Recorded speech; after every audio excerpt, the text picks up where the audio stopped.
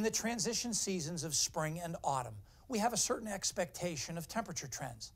In autumn, we expect the months to get colder, while in spring we expect a warm-up.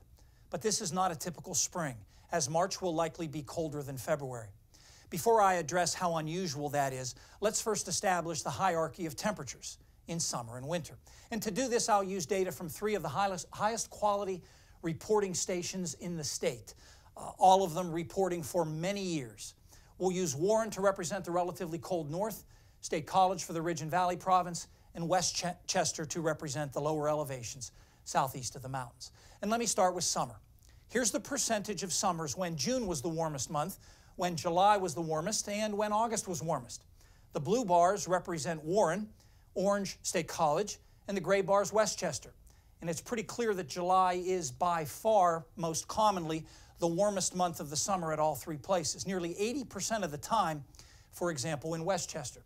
August is a distant second. It's the warmest month only about 20% of the time, and only rarely is June the warmest month of the summer. Okay, now let's do the same thing for winter. So here you're looking at the percentage of winters when December was the coldest month, when January was coldest, and when February was coldest.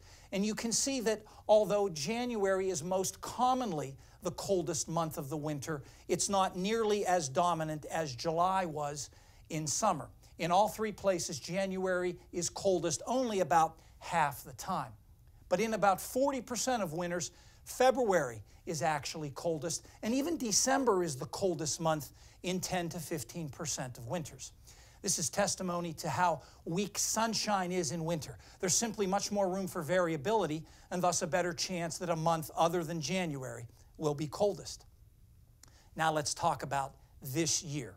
Here's the average temperature last month at the 3 places and the departure from average. All were between 7 and 8 degrees on the warm side in February.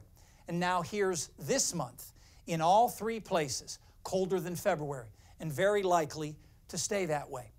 Now this isn't unprecedented. Here's the years when it's happened before, a handful of times, and not surprisingly, a few of the years in common, specifically 1932, 1960, and 1984 at all 3 places. Now I checked whether the rest of spring or the summer in those years showed a temperature trend one way or the other, but there was no consistent signal.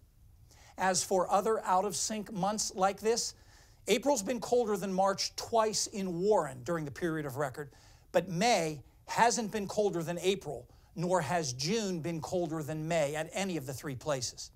As for autumn, September has been warmer than August in a few years at each place, but October has never been warmer than September, nor has November ever been warmer than October. We will look towards April in the extended forecast next.